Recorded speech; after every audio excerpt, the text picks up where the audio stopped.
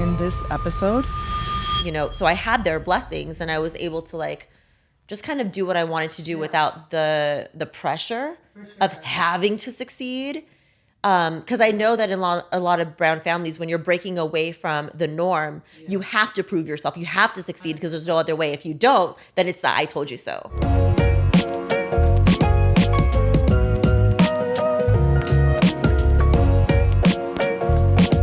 Welcome back to another episode of This Is My Why. Today is a very special day. This moment is so full circle for me, and you're going to understand why as we get into it. But I would love to introduce to you the beautiful Tamanna Roashan, the beauty behind Dress Your Face. And I say full circle because my story started with you back in 2012.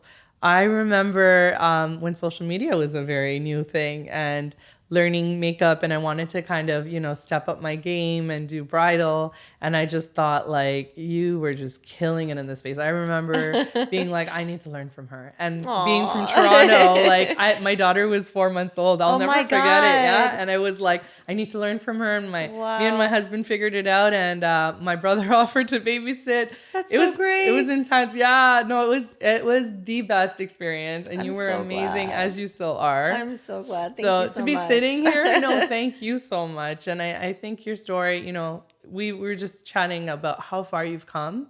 And I think your story needs to be shared. I think that, you've really like sculpted and like changed the industry. I don't know. It's been a long time. But, from makeup to the collabs and like anything you put your name on and how much effort you put into it. And this is my moment to give you your flowers. Thank you. I'm totally going to do it. Thank you. Yeah, no, for sure. And how real you are. And I love the fact that, we were talking about masterclasses. We see masterclasses.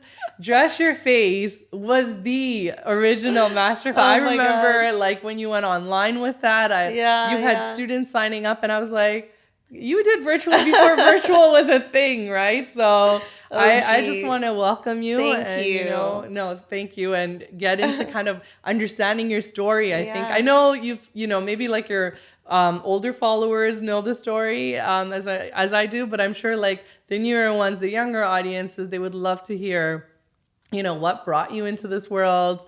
I love your culture and how much you share that as well. So I think it's beautiful. You have to honor that part. Yeah, absolutely. And you have two, right? So yeah. I think that's a beautiful part of it. So take us through, how beauty and makeup came to be like the career path that you chose. It was wild because on the contrary to a lot of the, brown girl experience, I actually was drawn towards the sciences more than anything. Right. But my family is a family of artists of different sorts. So we have musicians and singers and poets and novel writers and, and painters. My nanny was a painter. And so when they saw that I was gifted in the arts as well, they really wanted to nurture that. Amazing. And so when I was going towards the sciences and I began my major in astronomy and I had an emphasis in evolution, and I was just so drawn to that world. I was working 3 different jobs just to pay for school. And so I was really being spread thin. And my parents and my grandparents, actually, my Indian grandparents, did a whole intervention on me and was like, look, you are working way too much and you need to focus on like one career path and do something that you're really good at and make it your business and let that pay for the rest of school instead of you working just so many different odd jobs that you're not really going to even follow through in. And my parents were entrepreneurs since I was a little kid. They started a wedding video and photo business. So I was around brides and that whole world as a photographer's assistant. Gotcha. And so I was making content and editing and doing all these things before digital was a thing. Okay. Yep. I'm dating myself now, but this is like the high 8 camera time. And so we were doing all that already. And so they saw that, I was really good at makeup. I was really good at art. I didn't do it on myself, but I would do it on other people just as a hobby. And they saw that and they said, you know what, why don't you take a year off of school, go to cosmetology school, get licensed, and let your business then pay for the rest of your schooling. Wild. What brown parent Yeah, I says was just that? gonna say, so like just to give context to viewers, like, and I talk about that in my episode where I talk about how strict my parents were.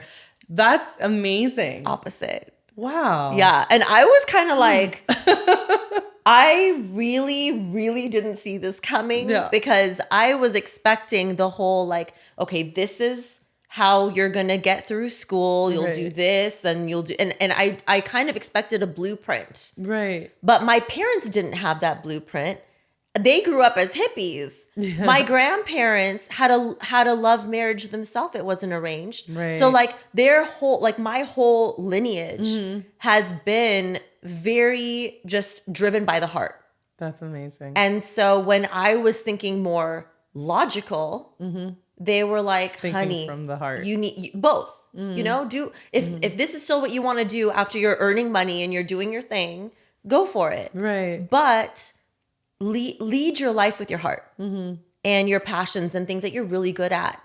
And so I ended up leaving school. I did my cosmetology course. I got licensed. I began working.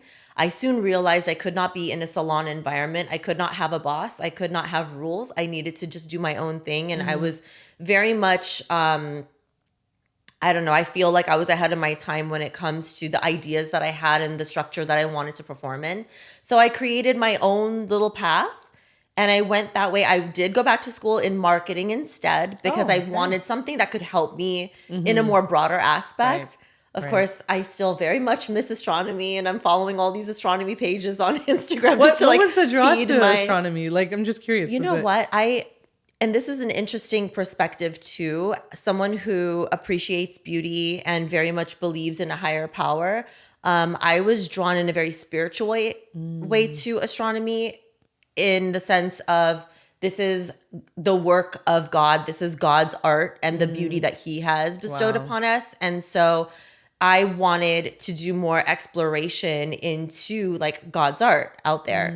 And so I had a very different perspective, obviously with the sciences and the quantum mechanics and all that comes with it. But my whole takeaway from what I explored in university when I was an astronomy major was really the evolution of how things came about, where most scientists take God out of the equation. I was very much in tune with, okay, I truly believe that this is the work of God and God has created science, and I really just wanted to go in that way.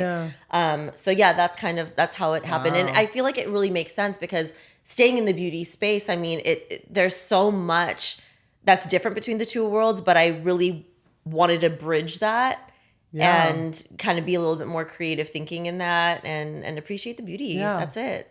Wow. It's cool because there's a spiritual aspect to it. There really is. And it's not black and white. It really isn't. I mean, there's so many ways that one can interpret what they're learning and what they're seeing out there, and nobody knows.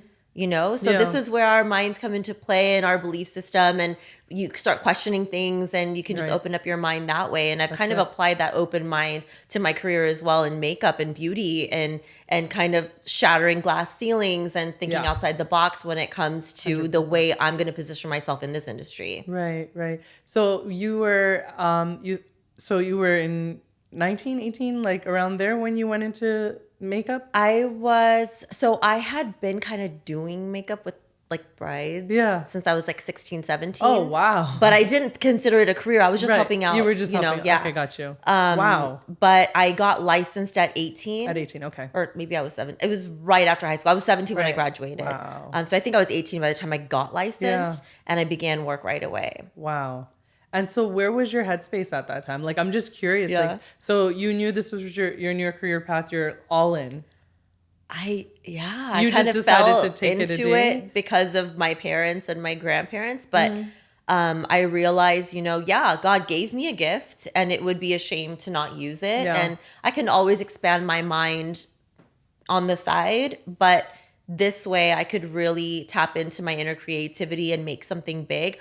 I did not know where it would take me at the end of it all. That's what I was curious. Like where I am now, I I want to say I would never in a million years imagine this, but I kind of also did, because I feel like a lot of it has to be, and I hate the word manifested because it's just thrown around so much here in LA, but subconsciously, I think that's kind of what happened, because my friends and I in high school, we always talked about how I would be the famous one. And it was just funny. It was just funny. Like a really, really funny thing that we had. And they were like, oh, she's going to be the famous one. And I really never thought it would happen, but it was just kind of always talked about. Like I would be big in beauty or in art or something. Right. And then when it started happening, I'm like, oh my God. And then all my high school friends was like, I knew you were going to do this. I knew you were intuition. Like, really?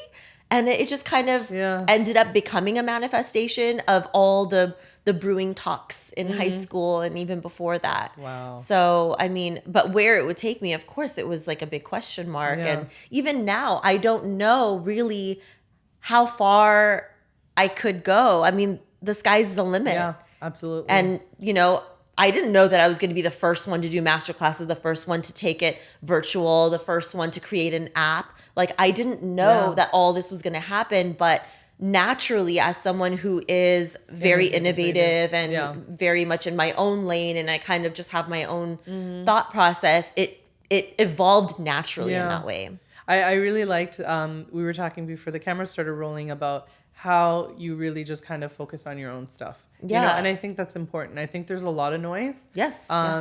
Is there anything in particular you do, or you just kind of, you know, look at like how and what you could do to kind of better yourself? That's the thing. You compete with yourself. And I think that's the healthiest competition. You know, of course, like we're all human. We all tend to compare our lives with others. We tend to kind of dream looking at other people's lives out there in the media or on social media. I was blessed to start very, very early on. This was at the dawn of social media before it became so toxic. So I didn't have a whole lot to compare myself with at that time when I was kind of being born into this. So I really did have to create my own lane. And at that time, you know, especially as a brown girl, like I'm half Indian, half Afghan. And so both sides were very much into, you know, having a professional career or being a mom. Like those are the choises. And so I didn't really have anyone to look up to when it came to this kind of thing. Thank God my support system was so amazing. My family, who've always been in the arts as entrepreneurs and doing their own thing forever, as long as I could remember. And even before that, you know, so I had their blessings and I was able to like just kind of do what I wanted to do without the pressure of having to succeed. Because I know that in a lot of brown families, when you're breaking away from the norm, you have to prove yourself. You have to succeed because there's no other way. If you don't, then it's the I told you so. Wow. So for me, I didn't have that pressure. It was just follow your heart, honey. Do what you want to do. That's and amazing. we're just here to support and, you know, cheer you on, you know? And so with all that, it was kind of, I lost my train of thought. This is what happens every time. I go so deep into a conversation. I'm like, wow. No, this is perfect. No, it actually leads me to my next question. So it's great. No, because I'm curious. So we have young Tamanna, and like you hit fame I remember at a really early age. So with this comes all things that, you know, good and bad. Yeah. So how do you cope? How do you deal? And, you know, like and you're very public, like everything's very public, right? Yes, and I've always been an open book. So like taking it back to like when it all kind of started. So starting off very young, and I think that was like the whole point I was trying to make earlier. Starting off very young and, you know, not really having anyone to compare yourself to, you became the person that people were compared to. Right. And so with that came a lot of, you know, fan following, of course, all the love and like people putting me on a pedestal, which was crazy because I'm like, I'm just doing what I love to do. I didn't expect to be like, you know, but it also came with a lot of those who were not happy for me. I don't even like calling them haters because they're truly fans. They're just channeling it in a very unhealthy way. And so that whole aspect of it was something I did not expect and I didn't even know about because, again, like I said, at that time, it was so new and we weren't celebrities, but we started having a little bit of that the backlash that celebrities would get in certain scenarios. So whenever anything, would come about and I would be like stuck in a situation, it was really, really frustrating, especially since I couldn't really talk to anyone about it because no one understood how it felt or how to even navigate through negativity and, rumors and things like that, like a lot of lies trying to be spread, hate pages, things like that. And that's just what happens when you're an internet, a public figure. Yeah. And so with all that, I had to learn to have a thick skin. I had to learn that, I have to stay in my lane. I have to focus on what I'm doing and not listen to the noise and not be distracted by what others are doing and saying, and just prove to myself that I am on the right path and I'm doing the right thing. I'm a good person. I'm a good human. And I'm doing this for the greater good. I'm not just, it's become something greater than what I ever expected. First, you're doing something because you want to fulfill your own, dreams and, your passions. And so you do it for yourself. Then you see how your work can influence and affect and elevate others. So it becomes almost like this community service where I am now thinking in a wider angle of it all. Where can I fit in to help others in their journey simply by watching me or being a part of my journey? Yeah. And, now I'm a mom. So not only do I consider all my, internet supporters an extended part of my family, I have my own children that I want to be able to guide simply not by teaching, but by them watching me, so it becomes a bigger thing. And so I think just thinking of the bigger picture and remembering why you're here, what your purpose is, and focusing on what your goals are, and just kind of, it's okay to look around, but like really focus on yourself. I think that's like the key to not getting caught up in all the noise. Yeah, I'm glad you explained that and spoke to that, because discussing things with other influencers, I didn't realize like how much of that you have to deal with, and seeing how much it can impact somebody. Like, I think people tend to forget we're human. Like, these people are human. Like, why do we have to be so negative? And we have young kids that are growing and they're aspiring YouTubers, aspiring influencers. So, I'm glad you kind of are teaching them the way of where to put your energy. Exactly. That's the whole point. Yeah. And I learned that the hard way, honestly. Like there was a time, this was before I was a mom. There was a time where I was so caught up in the negative talk. And I mean, we're talking like at that time, I had over 1 million followers already. And a very, very tiny group were the ones that were saying the negative things. And I did such a disservice, not only to myself, but to the community by focusing on that small little piece of negativity instead of thanking and appreciating the 1 million followers that I had. And I thought I was appreciating and thanking them, and I was, but by giving any of my energy to this negative aspect, I was doing a disservice. And so I had to learn through, hitting rock bottom in my mental state. I mean, there were times where my husband and I took shifts staying up all night just to monitor comments. And it was so unhealthy. Like, who the hell does that? But we had to do it because there was a new hate page that arose, a lot of lies that were, coming about. And like, I felt like I had to show my receipts and I really didn't have to do all that. But at that time, you live and you learn, right? For sure. So for sure. I had to go through that. No sleep, no food, just constant headache and turmoil. Yeah, it's emotional, right? It's in my marriage and damaging. in every aspect of every part of my life at that time. But what the outsiders were seeing was, wow, this girl is like killing it. She's here, she's there, but I'm completely in this dark place. And I realized, and so what happened was, we were trying to get pregnant. I finally got pregnant. And we lost the pregnancy. And it was such a dark time because a month after that, I lost my grandmother, who was my soulmate. So during that time, it was just so, so hard for me to even cope with all this drama that was happening online. And I realized, oh my God. And I hate to blame myself, but at the same time, I truly do believe that it was because I mean, there could be a million reasons why that didn't work out. And I learned later, everything happens on God's time. But I think I needed to learn that lesson that I cannot harm my body and my spirit For sure. because what other people think of me, because I know that's not true. For sure. And if people want to believe it, they would have never believed me in the first place. Exactly. And why am I putting any energy into this? And how could I do this again to myself? So I did blame myself, but it was shifted. a very mind opening. And yes, it was a huge shift in my mindset and in my life. And after that, right when my grandmother passed, I found out I was pregnant again. This was with Alia. And that's when I realized, I know I still get chills when I think about it. And that's when I realized, you know what? I am not going to care anymore. I'm not going to look for negativity. I'm not going to seek it. I used to like monitor those pages.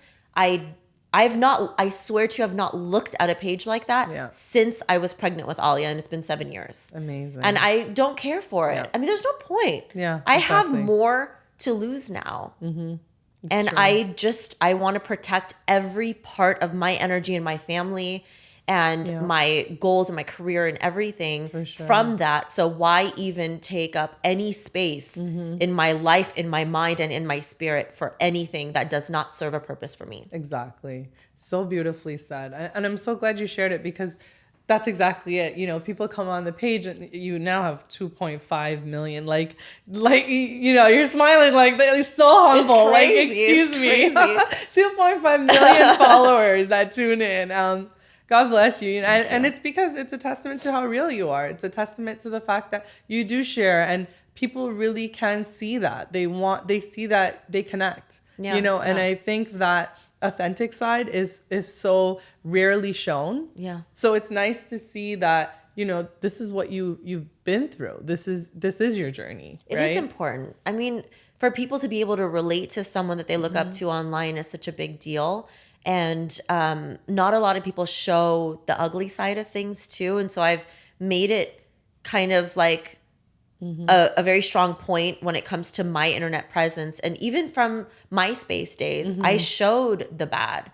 You know, like my husband and I had broken up while I was on MySpace for like a solid 9 months. And I shared that, you know, with everyone. And this was before people like me were allowed to date, you know, like I was very young and very open with my relationships. My parents just kind of like, yeah, it is what it is. Okay, this is our daughter. Okay, but everyone knew when things were going bad, and maybe that's not the best idea now. You know, you don't want to bring out like all the personal things. But I also thought it was important for people to see that everything isn't just rainbows and butterflies. Right, it's you real. know, Yeah, there's a real aspect to this. There's real pain and there's real hurting. Wow. And so I kind of brought that mentality over to Facebook, and then migrated that over to Instagram. And my other platforms. Like, people get to see what's really going on. 100%. And even if it's not live in that moment, I do share it eventually if something has happened that made a profound impact in my life. And if I feel like, you know, maybe someone can find light at the end of the tunnel from this experience, let it help. Exactly. Well, that's it. The community is amazing. You know, I find even when like you share things, people usually respond, and they're sharing how much it's helping them, how much they're going through something similar. So it's really that you've built that community, right? It's a family. It's like a sisterhood, I like to call it. And that's kind of why I feel like I never want to stop doing my masterclasses, because it's not just like the pomp and show of the masterclass. It's that human connection at the end of it during the meet and greets. And that's when I hear their stories. And I know we don't have a whole lot of time together, but in that brief time, people have come to me and told me, you know, what they've gone through, how I've helped them. They've come to me in tears, hugging me, taking their picture with me, and shaking. And I'm just like, if I can make an impact like this, just doing what I'm doing, just showing up and doing makeup, imagine the type of impact I can make if I'm actually being more mindful and I have that intention to change someone's life. Right. And so even the masterclass format has changed. I was going to say, into creating something so much bigger than makeup. Yes. I saw that you incorporated, there was breath work. Yes. There was a whole like regimen prior to the makeup. A complete 360 glow up from within. Yeah. We started off with opening the mind. Then we opened up the spirit. Amazing. And then we nourished the body with the skincare portion. And then I went into showcasing your glow up from within by reflecting it on the outside with that whole like the cherry on top, you know, the makeup at the end. I'm curious, like, was that something that came to you naturally, or like how and why? During the pandemic, actually, I noticed how, I mean, a lot of us were really affected in a very negative way. In the beginning, I have to say though, because I was pregnant during the pandemic, in the begining, I loved it. I loved hibernating. I'm like, wow, this is so different for me to not be working my ass off during a pregnancy. But I felt like God was like, honey, sit down. Yeah. And just enjoy this one. Just rest. And so I did. And I loved that break. But at the same time, like coming into year 2 of it, I'm like, this is really hard, especially for those of us who are in a field that requires human connection. For sure. It's really isolating and depressing. Yeah. And I feel like, you know, with the rise in crime and the rise in mental health issues, and all these videos that we were seeing online, I felt like, wow, now more than ever, I feel like we really need to reconnect in a very, very human and vulnerable way. Yeah. And recently, earlier this year, I went to an event by my mentor, Raj Gurn, who's in Toronto. And she introduced me to Thara Natalie, who is a yogi. Yes. Who's also married to Jay Sean. Yeah. And I had no idea. I'm like, what? Like amazing retreats. Yes, she does retreats, and she's so great at what she does. And I've never been the one to participate in yoga or breath work or anything slow. I'm just a very hyper individual, and I have to move. Go. Yeah. And I don't sit still. But at one of the events in Toronto, it was a brunch event that I was doing an interview in. And before my interview, Thara came up and did just a 10-minute meditation. In that 10 minutes, I completely converted. Wow. And I was like, holy moly, how, like, why was I so closed off to this before? You put a label on yourself, right? Like, I'm the loud one. I'm the hyper crazy one. This isn't for me. Yeah. But there are so many shades in between, right? And so I didn't really even give myself the opportunity to see if that's something that would speak to me. And so when Thara came and did her thing, Raj and I, like, I'm looking at Raj like, wow, we need to do something here. Like, this is really important. And so Raj talked to Thara. Thara talked to me and was like, hey, I heard you're doing a masterclass in New York. I live in New York. And I'm like, yeah, we should totally get together. And she goes, let's talk about how we can actually work together maybe. And it got me thinking, and I'm like, oh my God, all of this that happened during the pandemic, when I decided to make my online classes free so that it could be kind of like a mental health escape for people. Like, I was trying to do whatever I could to help the community during that time. And I'm like, wow, I have a chance now to do something big in person. Yeah. Amazing. And so I recruited her to be our, yogi for the seminar portion. I had Raj fly in to do the motivational speaking aspect, which opened up the whole event. And then I flew out my esthetician. She's an A-list celebrity esthetician, incredible. Amazing. And she did this whole DIY facial on stage, using a lot of the products most of the products that were in the goodie bag, including Ranu Ritual. Yes. And I absolutely loved it. It was so amazing. And then I was able to complete the day. And the fact that so many of the students, we're looking at all different religions, all different backgrounds. I wasn't sure how people would receive it. I was personally very excited about it. And so I was promoting it in the way that I felt like how I would feel going into an event like this. But I was also kind of nervous because, I'm Muslim, and Muslims aren't usually the type to be doing yoga in a very goddess-like manner, which is reminiscent of like Hinduism, right?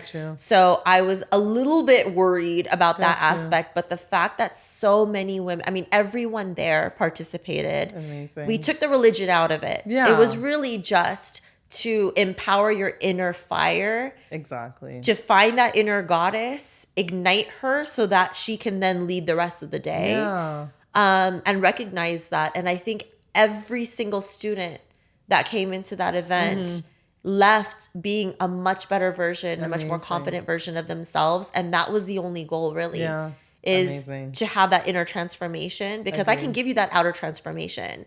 But if you're not in tune with that diva on the inside, then it only goes skin deep, right? And then how can I hold your hand through the rest of your journey? So giving them the tools to really be able to tap into that feminine power throughout the rest of their lives was the gift that I wanted to give them. And with, of course, the help of our team, we made that happen. And every single student was raving about it. And now they want this to be a thing. I was going to say, so it's evolved. The brand I guess has it's officially evolved. Yeah. And now we have to take it out on the road, you know? Yes. Yeah. I love all things, spiritual wellness. And I think, post COVID, I'm realizing, I think it gave people a lot of insight, and I think, being at home and causing you to reflect. And I think it really, as horrendous as it was for a lot of people, I think it really did bring that, like, oh my God, like this is what my life has been like. And it forced you to reflect. Yeah, it forced you, whether you liked it or not. And then you have to reprioritize. Exactly. A lot of people left the workforce entirely because they're like,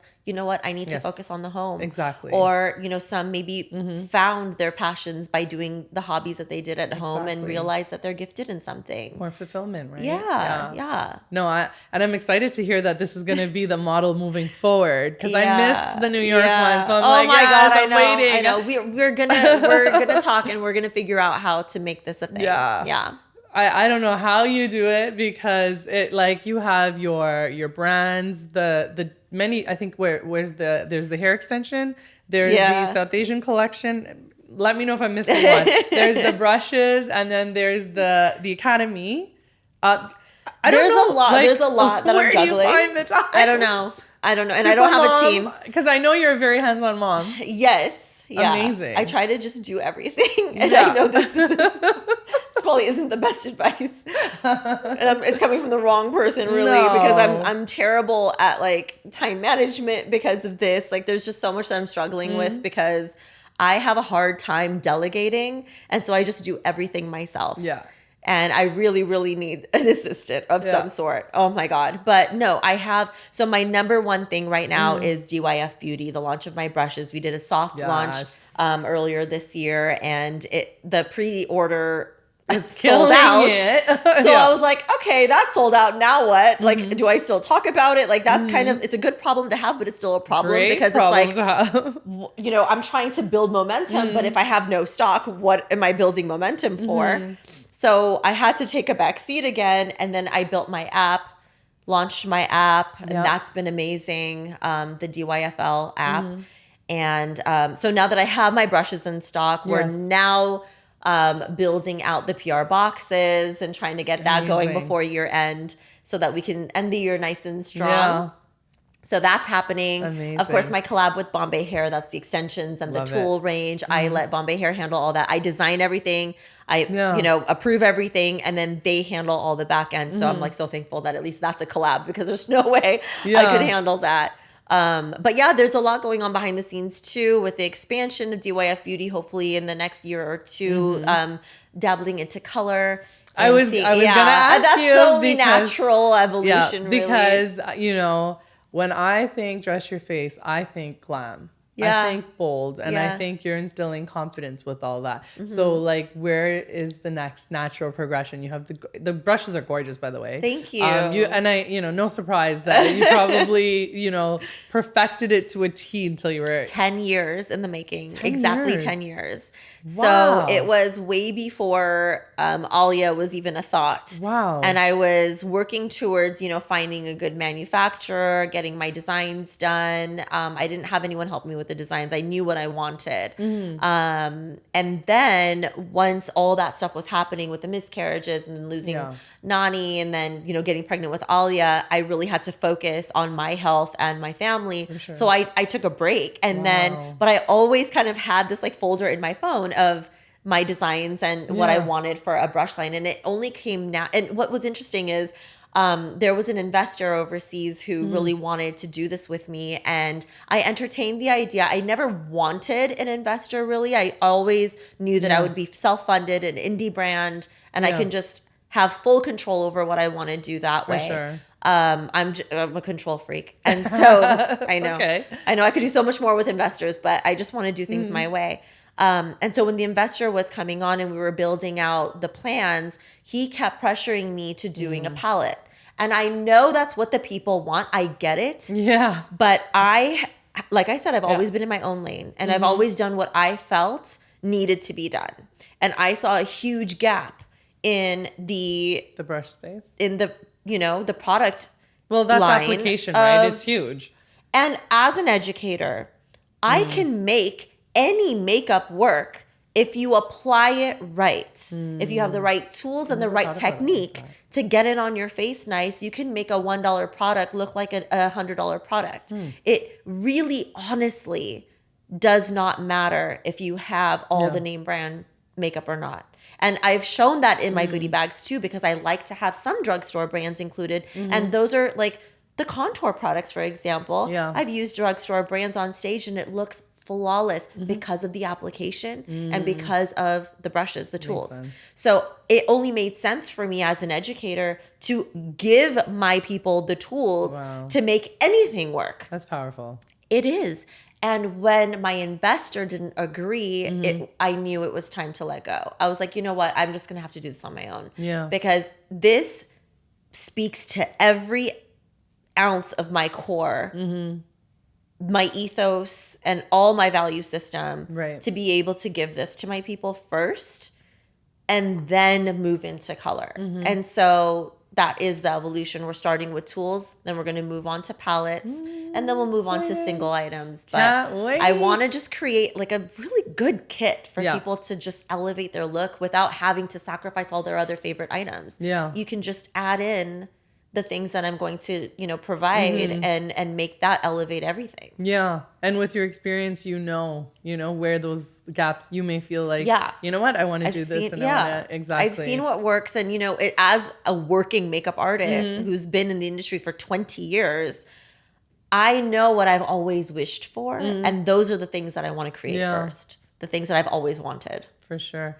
Is there ever a draw to go and do makeup again? Like, do you ever feel like, I do get back into it when I can. So like the issue is there's not enough hours in the day, right? I was going to say. There's not enough TAMs in this world. Yes. So like if I could just clone myself, then I would have a full-fledged bridal business still. I would have my full-fledged product development side, all of that. But what I'm trying to do is accept 1 or 2 brides a year just to keep me connected, because that's my passion. I mean, that's where it all stemmed from, is brides. My parents were bridal photographers. Like that's where it is. And I know bridal isn't for everyone, but it fed my soul for the longest time. And I'm still very much obsessed with weddings and obsessed with, the fact that I'm the one chosen to get this bride ready. Like that's an honor. Agreed, and I'm not, and it's funny because now like the brides are like, you're the celebrity. I really need to work around you. And I'm like,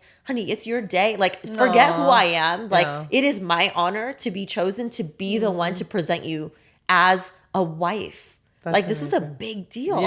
And so that's the love that I put behind it. And I can't stop. So if there is an opportunity where, and it's about alignment, right? So if there's a bride that first of all aligns with my timing, and aligns with what I want to do for her, then I'll do it. Like last year, I had a few brides that were multiple event bookings. And so I was able to curate the whole evolution of her look. I remember, they were stunning. And it was fun. And she let me think outside the box. We did 2 different eyes on her. Like I literally put a blue eye and a pink eye on her. She thought of it. She was like, I love this idea. And I'm like, you just ran with it. So like that kind of situation that feeds my soul. Like I want to keep doing that. As long as I'm able to, I will continue touching brides. Amazing. But it's not the main thing. It can't be. It's only one of me. So, when Alia is old enough, I'm going to launch her. Yeah. Actually, I was into the mentioning world. just a while She ago. can do the part that she I've wants seen to her, do. her work. Oh my God. She's so great. Wow. You know what? It's so funny because like I've never like pushed her, right? I've Yeah. never ever told her like, can you do this? And we need to make this video and we need to do this. Yeah, like yeah. she's wanted to do whatever she's done. Yeah. And so I had this doll, this practice head doll Right. from when I was in school. And she found that doll in my garage when I was like cleaning up Wow. and stuff. She was like, "What's this?" And I was like, "Oh, that was my practice face when I was doing makeup." Yeah.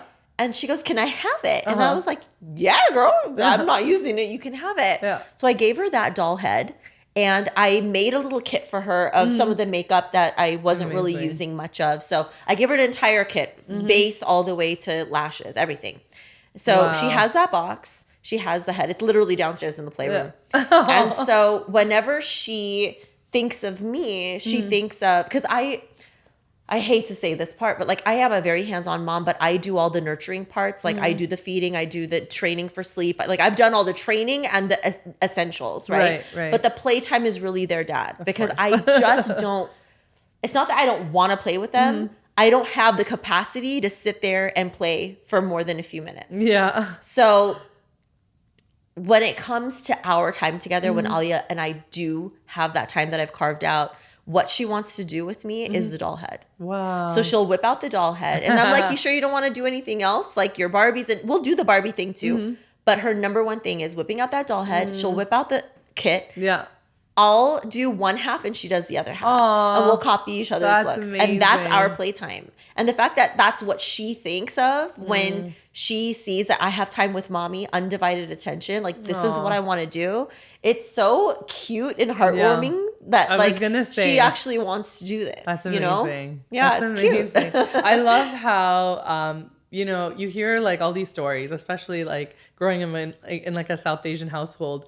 It was very restricting. I'm going to use the word, you know, like, you know, you should do this or you should do that. It was never really open. And I love how open you are with your kids about, you know, yeah, like here, go for it. Like, do it. Like, you know, here's a full set. Like that, you know, I think you give 4 years old. Yeah, no, here's your it's set. amazing because I think you're giving them, you know, empowerment. I think you're giving them confidence. You're basically saying, I trust you with this. Like, go do what you Yeah. got to do. Like, learn. Like, Yeah. you know, I don't think you can instill confidence in any stronger way than that to a kid. It's really just giving them the space to explore their passions. And I mean, our kids are young still. They probably have no clue really what they're going to be doing in real life. But if they can start playing with, you know, their mind at this age, it's a beautiful thing. Like, and I'm so blessed to have had the opportunity to explore and create as a young girl too. As an only child, I didn't have to split my time with anyone. It was just me. So I had a lot of alone time. Both my parents worked full time. Gotcha. So I was alone a lot. And I embraced that time because what I did alone was I created Barbie sets out of cardboard. And I was good with art. So I painted and colored different sets. So I created classroom sets. I created salon sets, like whatever I wanted to create. Because like we didn't have a lot of money or anything. It's not like we...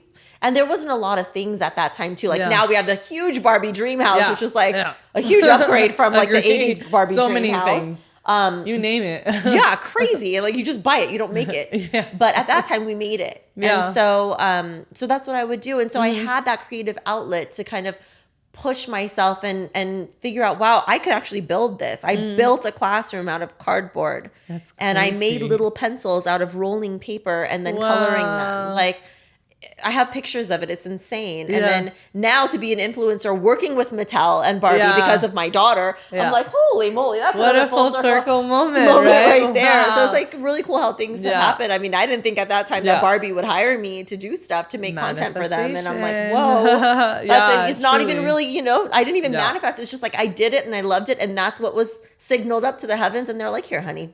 Wow. Here for all your hard work. Yeah, that's amazing. That's a little contract for you. Yeah, so that's how is it all. awesome. So yeah, giving your kids the space to do those things, they can really push themselves without even knowing that they're really pushing themselves to the direction that they are passionate in. No, I love that. And I know we were talking about your husband and how supportive, but yet, like the parenting side part. of it, which is, it leads me to say, like, so how do you balance, like, obviously you have a great support system. Yeah. So was there ever a time where he was not a fan of like the influencer life and, We like, clash all the time, to be honest. Okay, so him and I, we are completely opposite parents. okay. And that's, I think, the biggest thing we fight about is really about our parenting Styles. I don't have anything really negative to say about his parenting style. He's a great parent. Like, he's sure. really, really good. But I'm not the typical parent. And Yeah. and I wasn't raised in the typical way. He was raised in a stricter household. He had a lot of siblings. So him and I are complete opposites. Yeah. So we do clash. And he is the more strict one. I am given opportunities for my daughter all the time to attend events and to be a part of this, glam life. And as much as she's seen me work and hustle and do things, and this is why I don't have a shipping department when it comes to DIY Beauty. We do our own everything in our home, in our freaking living room. My daughter builds the boxes. Amazing. My son puts in the pamphlets and makes the goodie bags. My husband and I do the actual packaging and mailing. So, like, we are a family business, and I want her to see all the parts of it, but I also want her to see the glam parts too, right? Like, that's a part of it. That's the fun part, of our life. And so when we're given an opportunity, I, for one, think that it's okay to miss a little bit of school for a once-in-a-lifetime opportunity. Right. My husband, on the other hand, says absolutely not. School is priority, and you have to instill that in the kids, that it's not just okay to take a day off just because you want to have fun. You need to go to school, and you need to do the thing. You have your whole life to do all the other stuff. And that's where we don't agree. I understand that school is great. It's not for everyone. Yeah. I went to school. I went to university. It was never for me.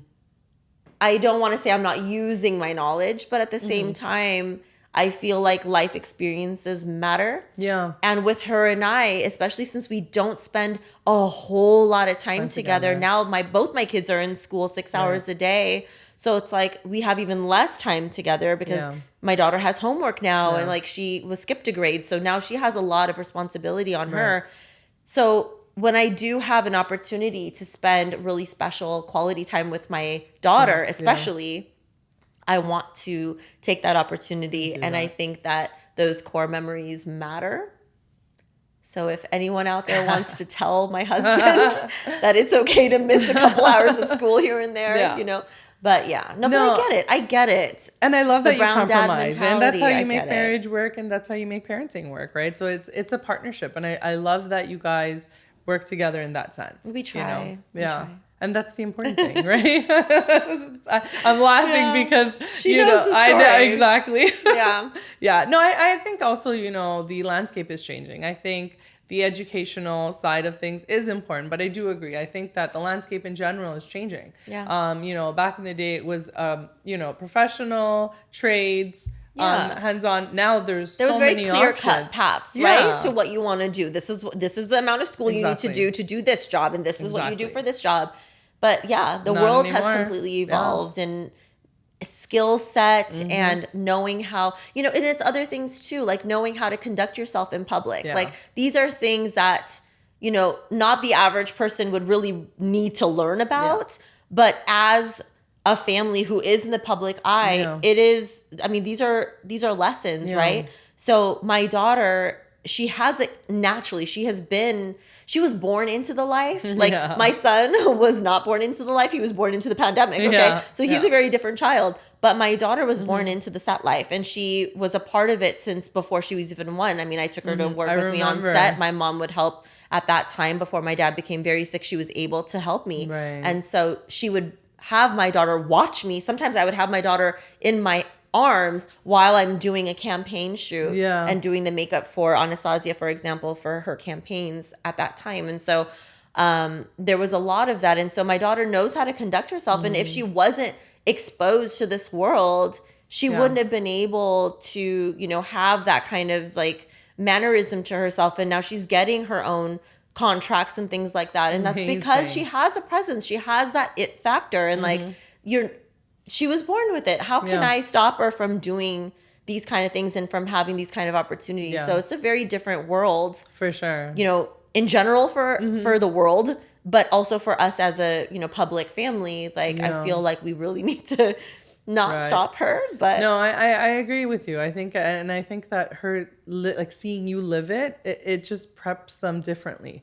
It does. Yeah, I think that you're kind of seeing your mom be this boss, and I think that it's really empowering. We were talking about stereotypes, you know, and the shift in like who brings home, like, you know, the paycheck and who like stays at home. All of that is shifting, and I think it's a beautiful thing. It's being accepted. Exactly. You see more stay-at-home dads now, Yes. way more. Yes. And you know what's interesting is I saw a study, and I don't remember the exact years, but I want to say something in the 70s and 80s. The percentage of dads who had never changed a diaper was staggering. Really? Like in the 80th percentile. The dads have never changed a diaper. Whereas now, the majority of all dads have not just changed one diaper, but they've been changing diapers. Like that's their job, is to change the diapers. I mean, we feed. Yeah. So exactly, you know, it makes sense to spread out the help the work. Mom. Yes, Thank God. But it's amazing, you know, how the world has changed, and now like people get it. Like, and it's not easy as a mother to be doing everything. And the fact that fathers now, a lot of fathers recognize that, and they see that okay, both the man and the woman are earning, so both the man and the women have equal responsibility in the home. And Mutual that's a great respect. thing. That's a really, really great thing. Agreed. Especially, you know, coming from our side of the world, you know, seeing that shift the patriarchy. has been huge. Yeah, it's been huge because that's exactly it. You know, thinking back to like my grandparents' time, that was exactly it. You know, like my grandpa would go out to work, and like my grandma would have to be at home, and she would have to and like it was almost like, oh, you're just a housewife. Are you kidding me? Do you know how much work that is? It's a lot. Yeah. You know, and an emotional pressure as well, right? Yeah. Because you are kind of holding it down for everyone. Yeah. The woman, the mom is really the glue that holds everything together. Exactly. And we are not allowed to fall apart. This is it, That's right? the thing. Yeah. And I think we put that pressure on ourselves too a lot. And I put that pressure on myself too when things are falling apart with my dad's health or whatever. Like I do not cry. Like I'm just like, you know what? Hold it together, deal with it, support mom, support wherever I can, and continue on with my family life the best I can. And then, you know, it's just, it sucks. I hear you learn to become so strong.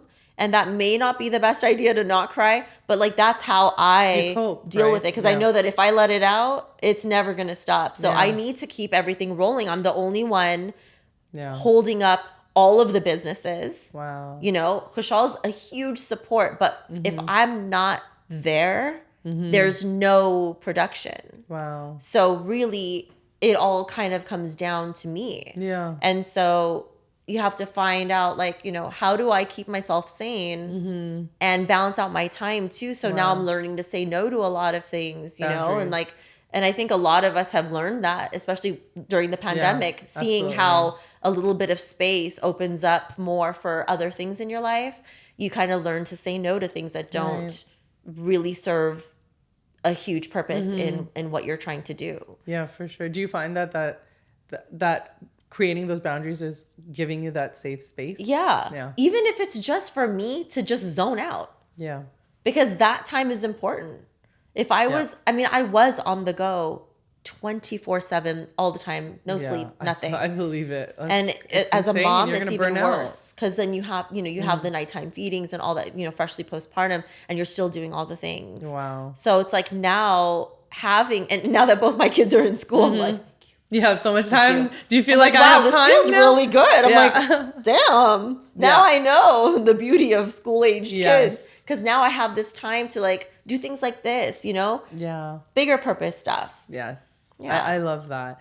Actually, I'm like, your segues are great because that's my next question of like, where do you kind of see this going? Is there, because I know you said, you don't know, like the sky's the limit. Yeah. But like, is there a vision that you would like to kind of hit at some point, like maybe in the next 2 years, 3 years? Like, where do you kind of see it going?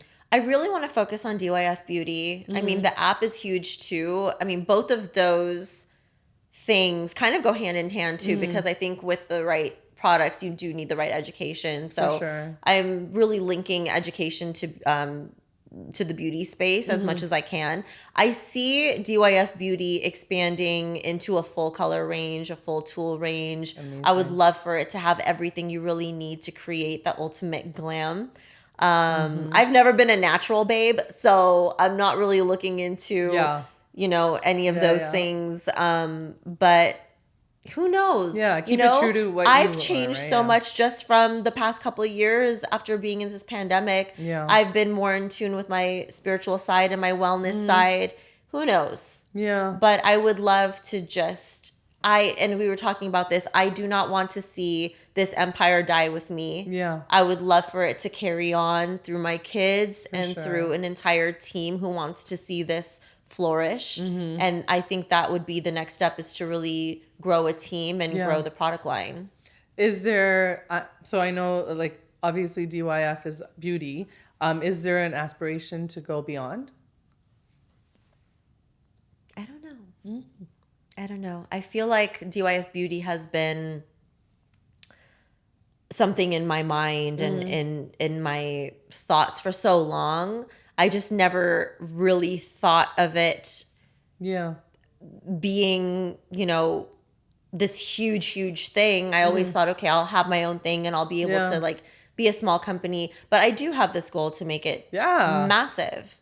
And Babe, I feel like it could you be. can control that. Okay, we've seen your army. You've seen my arm. My arm is amazing.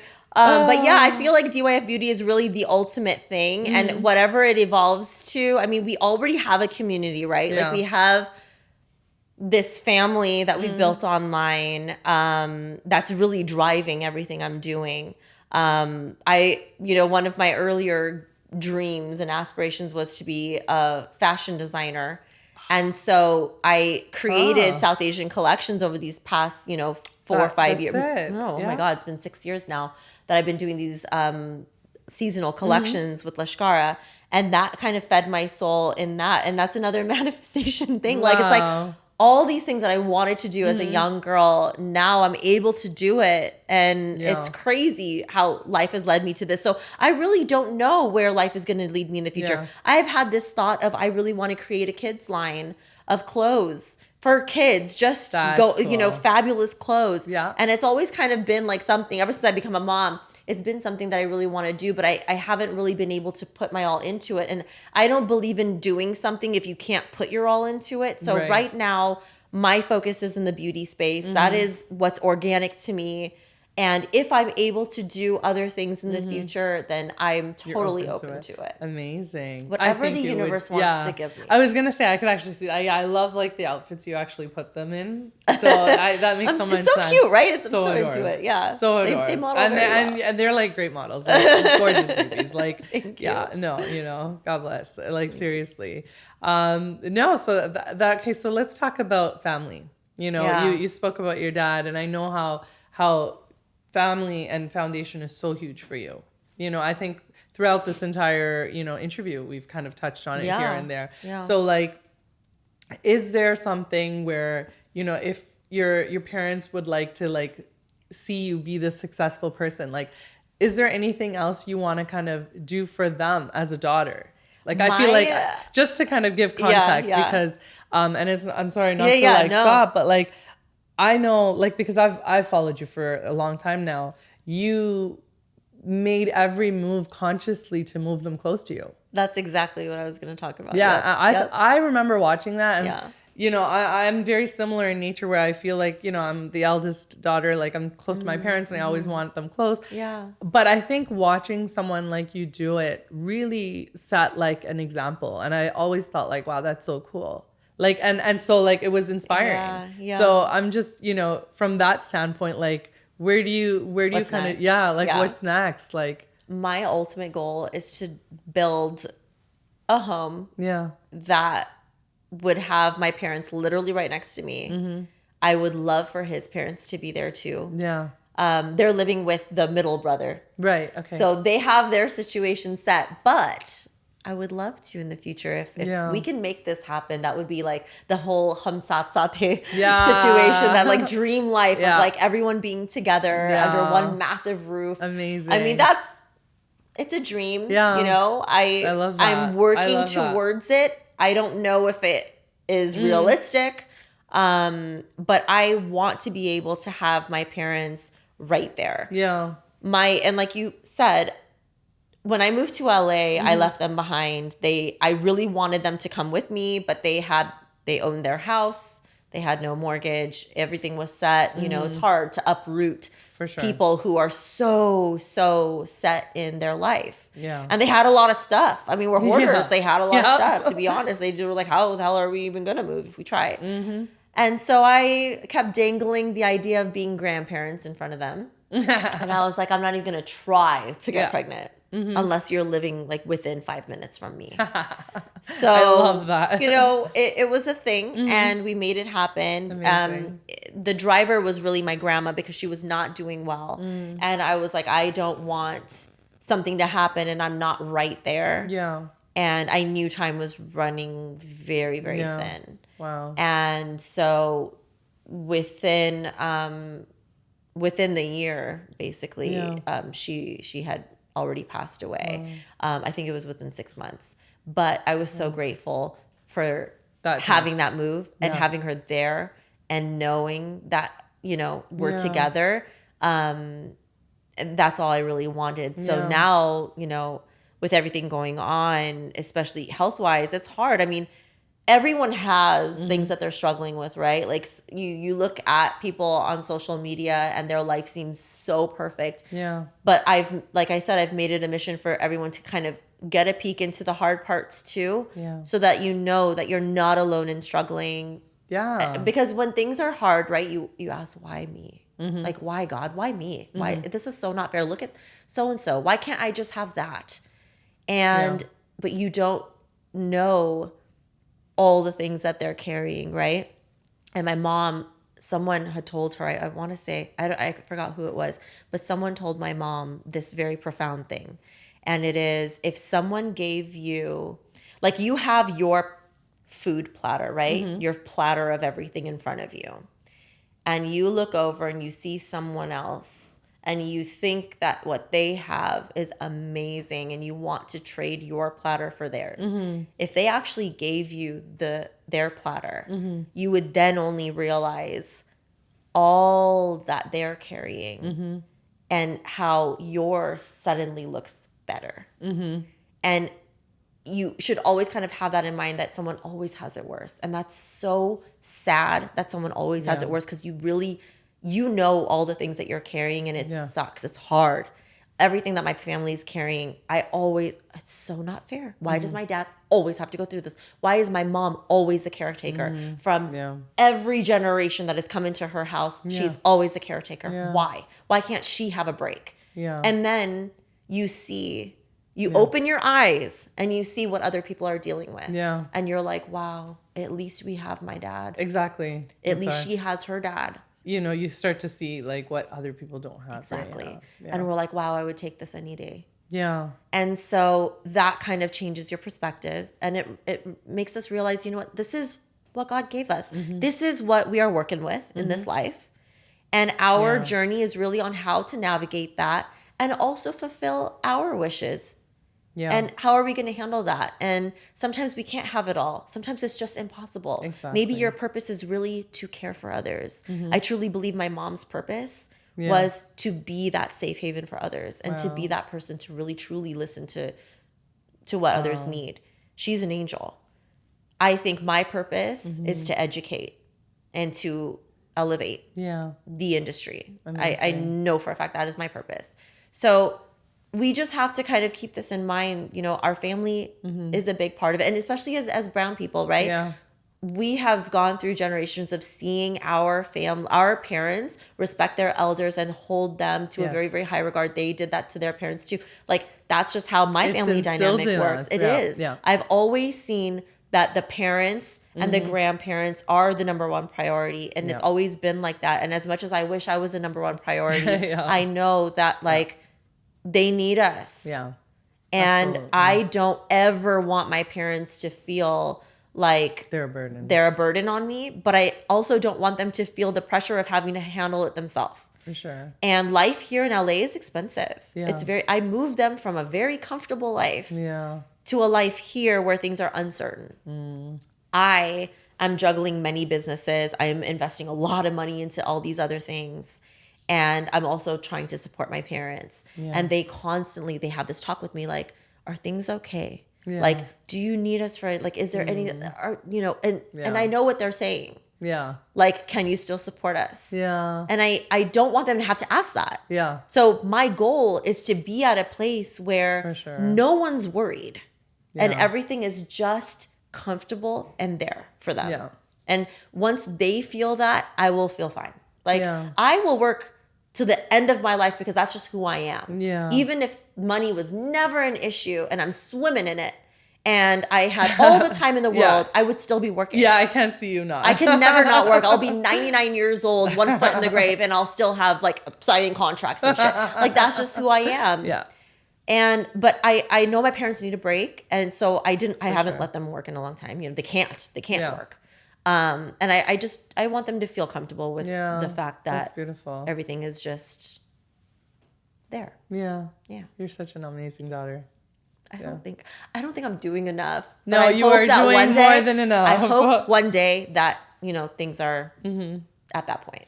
Good things happen to good people. That's the goal. I'm a big believer in that. So yeah. No, you're I think so, welcome. You're welcome. This podcast is called This Is My Why. And I know we've kind of touched on it, but I think you kind of said it in that last piece. Purpose, educating. Yeah. That's yeah. your why. That is 100% my why. Yeah. It's always about the bigger picture. At first, like I said, it was really just driven by my own passions of, being in art and beauty and all that. Yeah. And once I realized the impact that it has on the community, I realized, oh my God, this is why I was brought here. Yeah. I was brought here to uplift and educate and evolve our industry into something greater than it has ever been. And that's just the lifelong mission. Yeah. It's beautiful to see because I was on a phone call on my drive here and I was speaking to another woman founder. And I have to say, in the last few months, I have been surrounded by such powerful women that want to collaborate, that want to work together, that want to help. I didn't even have to ask. And she's in the conversation, she said, I have a contact for you, and this will, and I was just kind of like, wow. Isn't that beautiful? When people actually share. Yeah. And I have been really taken aback because I think if we all thought like this, how forward can we be in our journey as humans? Exactly. And Exactly. when I told her I was meeting with you, she was immediately like, oh my God, like, let her know about this event. Like, I just think that's so powerful. Yeah. If we can cultivate that. That's the whole mindset. It doesn't have to be sharky. It doesn't have to be. And I get why it has been for so long, because as women, we have not been given much opportunity. So when we have the opportunity for something, you want to protect it, right? You don't want it to slip away from you. Yeah. But right now, we are in such a beautiful time where opportunity is in abundance. Yes. There's enough for everyone because there's so many variations of everything. Yeah. That Exactly. really, if you really want it, you can get it. And you can still share and you can still grow, right? So if we all had that mentality to share what we know, whether it's by doing podcasts or doing master classes or creating products and sharing how you got there, and hopefully making the female experience less of a burden on our future generations, how much more can we do collectively as females on this planet? For sure. And For sure. without that attitude of it's mine, so I have to protect it. Yeah. Like, you can still have it and share it, and it doesn't take away from you. It only grows more opportunity. Yeah. It's about the exponential growth. It's really, there's no subtraction. There really isn't. No. And That's it. our population is growing. Ideas are growing. I mean, now we're looking at AI. We're looking at a virtual world. There's so much we can do. Yes. And Yeah. I love that women are finally starting to share this sentiment. Me too. I was just like, I just got off the phone and I was just sitting there for a second and thinking like, this is pretty beautiful. Like just so like badass, you know, like powerhouse, like did not need to even offer. And like, it's been happening. I've been noticing. And as a female founder myself, like it's just a beautiful space. It's contagious. You want to do the same and you want to kind of, you know, do the same for others that are like trying to find their footing. Right. And it's just, I really love that, you know, we're all on the same page with that. And it's so much more fulfilling, right? I mean, look at the masterclass. It's always been me. And now that I've opened up that platform to a select few individuals who hold a big part of my heart and introducing them to the world, I mean, they were so honored to have that space. Yeah. And for me, I was so honored to be able to collaborate with such incredible women and let people know who they are. Right. And they are, I mean, they're so amazing. They deserve the spotlight. And looking at it in retrospect, I'm like, wow, this is a truly collaborative effort. And it has been the most rewarding feeling seeing all of us on the Times Square billboard. That was amazing, by the way. An option of just having my photo. And I was like, no. Yeah. We're going to have all 5 of us on that billboard. And that was a big surprise to them because it was just going to be me. And when I showed them, they were like, what? Yeah. We're on Times Square. I'm like, yeah, girls, like we are in Times Square. That's amazing. And it it's again multiplies the power, right? Yeah. And it does uplift everyone. And people see that and they're like, wow, women don't have to compete. They can work together and earn even more space in the world. Yeah. And that's what we need to do. I love that. I so love that. So where do you want to, like, you know, I'm just kind of like leading to the last questions here. Like, where do you see yourself kind of leaving your legacy? Like, you know, when people think dress your face or dress your, you know, face beauty, right? What do you want them to think of? I want them to think that there is no mold, that anything is achievable with the right mindsets, the right tools, and the right education. I've always been a very, very education-centric creator. And I want my legacy to mainly be in education. My product development stems from the education. Right. It stems from the proper product knowledge. It stems from the techniques. And that's where DYF Beauty's whole ethos comes from. So really, the whole legacy, whether it's DYF Beauty, DYF Live, I really want that educational aspect to remain and to be very, very strong as the main driver.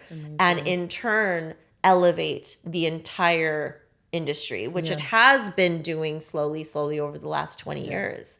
And, you know, eventually, once I'm gone, I want my products to still speak to the education. I would hope that a team is there to really honor that. Yeah. And I would want DYF Live to be a platform for all educators. And I bring on guest educators for this purpose because I want my students to not just be my students, but to be students in general of the beauty space. So anyone who has something special to share and to teach, I want them to have that space on my platform. So I have people lined up for the rest of the year. I did not know that. People, and like even when I had my studio and I was doing it live, now it's all on the app, but when I was doing it live, I had guest speakers and guest artists come in and do makeup all the time. Yeah, I have at least 10 episodes of guests.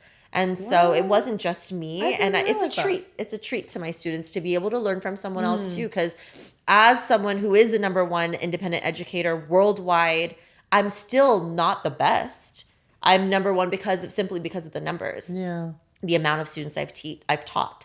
But I feel like every artist has something to offer, right? And if I could give that platform for all of these artists to not have to commit to anything major, but to just come as a guest, share their secrets, and then bring their followers to their, you know, whatever they're doing. It's a win-win for everyone. My students win by learning their stuff. I win by collaborating with amazing individuals, and they win by now growing their audience and maybe selling whatever they're working on. You know, it's this whole collaborative process. And so, I do hope that DYF Live, after I retire, can be the hub of multiple artists coming together to share their craft. That's really cool. I didn't know that. So I'm just curious. Yeah. Is there like a possibility of like the lymphatic drain coming in, the meditation?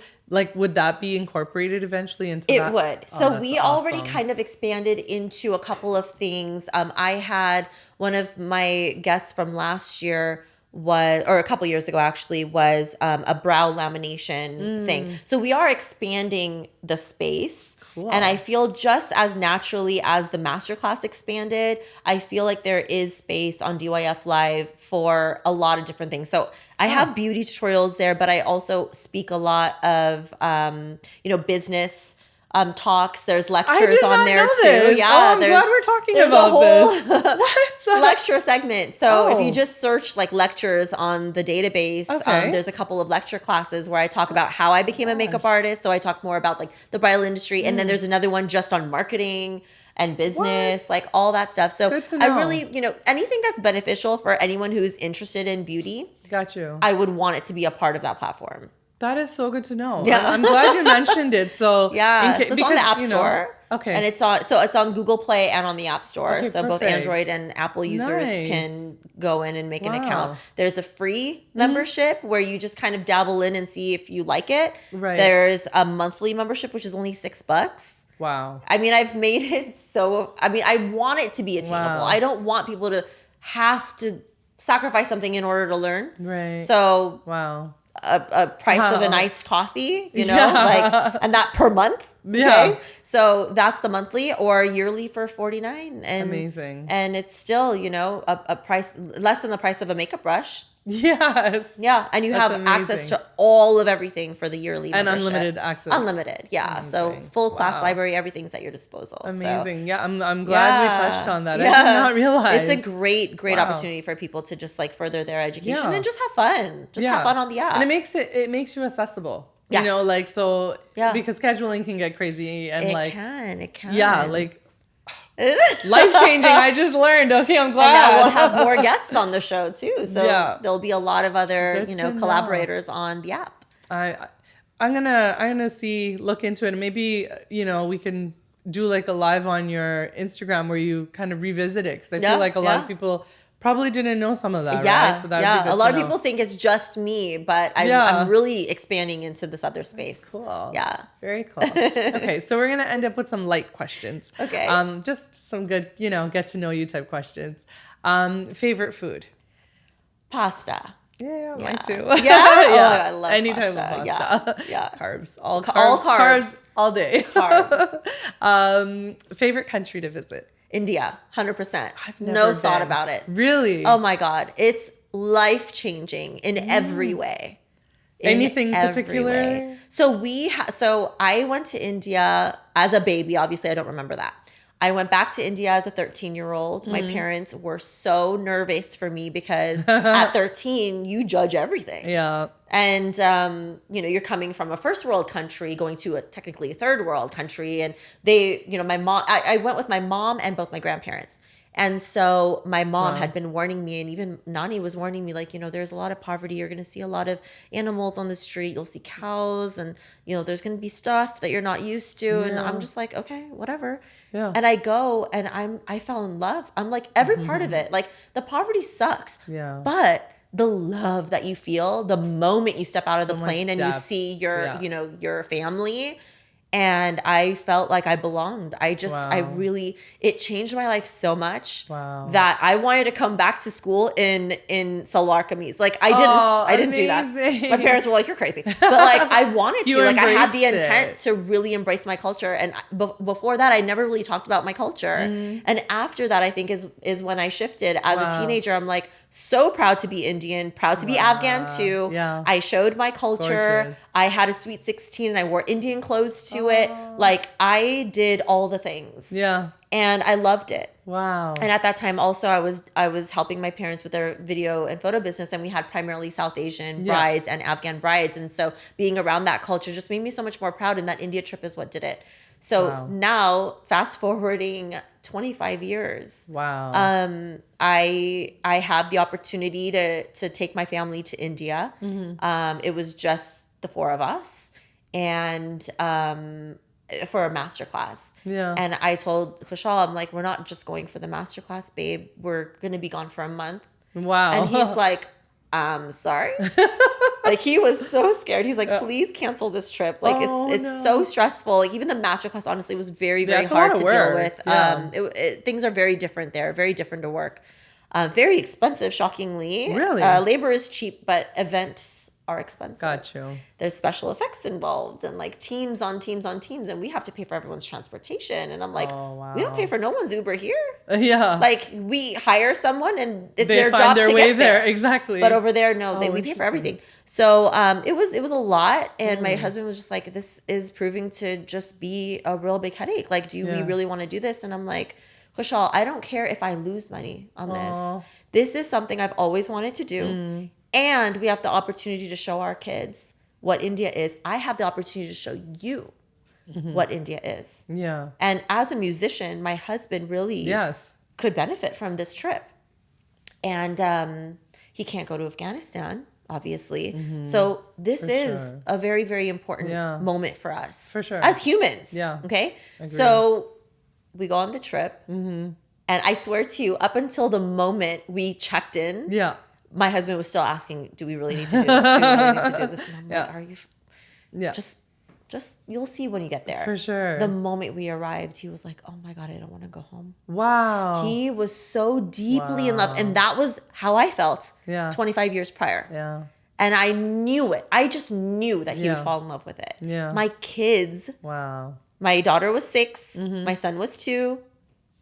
They both loved India, and they kept saying, I love India, I love India. And we just made so many incredible memories. And I think what's beautiful about India is you can have two very different experiences there. We had two very different experiences there. I have my family and friends there, so we had the home life. Got you. And we had the whole extravagant 7-star hotel life where we took them to Agra, we took them to Jaipur, and we had that whole like feeling like we're kings and queens.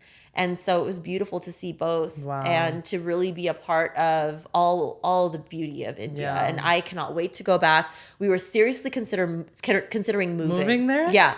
Wow. Very seriously considering it. So we came home and we're like, we need to think about buying a flat and making it our second home. Mumbai? No, in Delhi, actually. Okay. Yeah. So, I mean, I would love to do Mumbai. I have family in Mumbai too. Yeah. But I am a Delhi girl. Yeah. So my mom was born and raised in Delhi. And so most of our friends and family are in Delhi. And I just loved it so much. And so that's where my class was. So I was like, if I can just do another home there, and then I can do the Mumbai thing and just kind of have, but realistically, it's a lot. For our kids, you know, they're in school now. My parents, obviously, they can't leave. And why would I be so far away from my family? The whole point is getting them close to me, right? No, so, you know, you live in this la la land. After visiting homeland, you're kind of a little, you know, in the dream world for a while. And it took us several months to kind of come back to earth and be like, I guess this is our life. Okay. You can go back, right? That's the beauty of it. We can go back 100%. anytime. Yes. Oh my gosh. That's good to know. I've never been. It's on my, it's a huge bucket list. I'm and the food. So in love with the history and the. That's the beauty of it. The food is a whole nother thing. I'm like, I need to like go there for like 3 months. You feel it when you go. Really? Like you can feel The your energy? ancestors. Wow. It's crazy. Powerful. And Hushal has never been, my husband has never been the one to really be in touch with the spiritual side. He's more by the book with religion.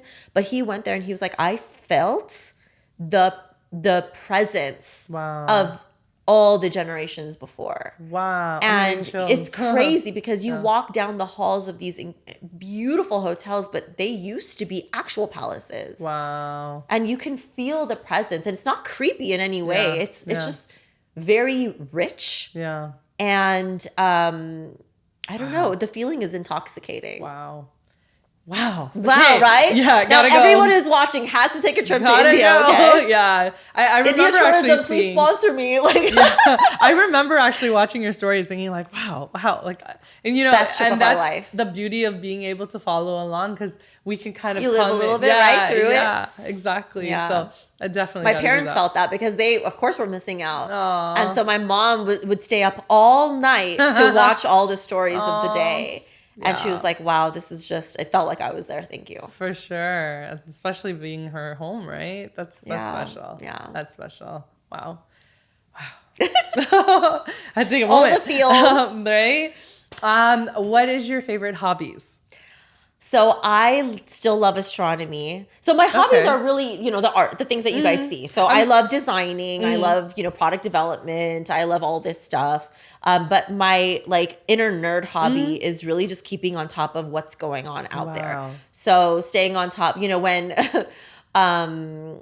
anything is posted on NASA, like obviously like I'm subscribed and so I try to dig into it. And so my other hobby at home is really to debate with Kushal on what's real and what's not. I love it. He's a conspiracy theorist. So he's like, we never made it to the moon. I'm like, I'm telling you we did. We did. We absolutely did. He's like, no. What about all that footage and the weird shadow thing, which makes no sense? I'm like, okay, so maybe something was off. But we definitely did this and this and this and this. And then when the new telescope images came out, I was just like, see, I told you we're not alone. We're not alone. And all these billions of galaxies. And he's like, this can't, nope, this is nope. I love how you guys are we're like so opposite in everything. I'm like, there's factual evidence. You see it right here. He's like, it is Photoshop. No. It's funny. So but now he's I'm curious because so you say astronomy, not astrology. Not astrology. Yeah, not or into is there astrology. A little bit of that? Too much. I just started learning a little bit about the whole astrology thing. There's actually an astrologer that reached out to me on Instagram and he wanted to read my chart. And so I gave him the information. He read my chart and it was pretty spot on. And so now I'm like, wow, there is some truth into this because how was he supposed to know what my childhood was like? Because there are certain things I didn't talk about. Timelines I also didn't talk about. Like everyone knows my dad has been sick, but do you know the timeline? No, he like got the date correct, like the year correct on when his diagnosis was. All of this stuff. And I'm just like, wow, weird. So maybe it is actually written in the stars. I'm a big believer in astrology. That's why I was asking. So now I'm more open to that. I like to think that we are in charge of our outcomes. Yes, absolutely. And I feel like with certain choices you make, you can shift your entire fate. So I still very much believe in that, but I think a lot of the blueprint could be in the stars because it literally, I mean, he told me everything and I'm like, wow. Oh my God. Yeah. No, I'm a big believer in that too. I think it's good to use for guidance, but at the end of the day, ultimately you it's are your driver, right? You make your decisions. And you might be more prone to certain things because of where you lay and where the planets are in a certain time of your life. You might be drawn to certain situations. But you can always navigate through it and get out of it, and a lot of it's in the mind. This is true. Yeah. No, that's why I was curious. I was like, Yeah. Little bit of this, hand in hand. It's all hand in hand, everything. For sure. Last question. So if you can be anywhere in the world right now, where would it be? If I could be anywhere in the world, I mean, India. I was going to say, I'm coming with you. I would just be there, but I would be with my whole family. I wouldn't want to be there by myself. Yeah. It would have to be with everyone. Yeah. And I'm talking my in-laws too. They better be there too. Like I'm very close to them. I love that about you. So it's like if I go somewhere, everyone needs to uproot and go. So it's just not, and it's important for me because as an only child, like I had a lot of cousins and stuff, but I was also very alone. Yeah. And so when my kids now, like they have all these cousins from my husband's side, they have no one from my side. I have no siblings to give them cousins. So it's important for you. It's important for me to keep them very close to my in-laws and me. I've been very close to my in-laws because I've had, like I said, I have no siblings. They're my siblings. Yeah. So, if I could be anywhere in the world, it would have to be with everyone. We got to make that happen. I know, right? I'm just going to have to keep dangling that carrot in front of them. Like, let's go, we can have an amazing life in India, you guys. Can you imagine? Oh my God, that would be something. I know. That would be something. That would be. Are you into Bollywood movies? I am. Oh, Not the newer ones. I haven't more of the watched. I want to watch classics. the one with Ali Abad and. So I saw it in pieces. It's on Prime, I think. Yes, I have to. I'm like every time I put aside a day. Yeah. I'm a huge like Ranveer Singh fan too. I'm Yeah. like, Oh, you'll love it. Yeah, it's fun. It's like can't wait. that old colorful That's vibe. what I heard. I heard like it has and that it like. has a lot of the old songs that they revamped. Oh, I can't wait. And so can't wait. it's very nostalgic in Yeah. that sense. Amazing. Yeah, it's good. Have you saw the new one with Shah Rukh Khan? No, I haven't. I want to to see that one too. Apparently, it's quite different for him. Is it? It's not his typical hero role. Oh no, I didn't know that. I don't know. I don't know. No, that's awesome. But I love all the other stuff, like DDLJ time. Like that was like the height of Yash Raj films, and I'm all about that. Yeah, amazing. No, it's amazing. I love it. Yeah. I actually, when I was in India when I was 13, I saw my first Bollywood movie in the theater there. Oh, wow. Changed my life. What an experience. People were whistling and like dancing in the aisles, and I'm like, oh my God, this is so cool. It's so live, right? Yeah. My girlfriend's out there right now, and she's posting like nonstop, and I'm just oh my gosh. All the food. I'm jealous. Yeah, the food. Yeah, no, Yeah, amazing. make it a trip. Make it a trip. No, and watch a movie there. Done. No, I want to thank you so much. Thank this has been such an you. amazing experience and interview. Same. It felt just like girlfriends having a conversation. Yeah, catch up talk. Yeah, no, and we'll make sure we put all the information for the academy, the lives, the brushes, and all that in the captions. Thank you. Yes. People know where to go and get it. Yeah, no problem. I appreciate it. It was so much fun. I appreciate you. Thank you. Thank you.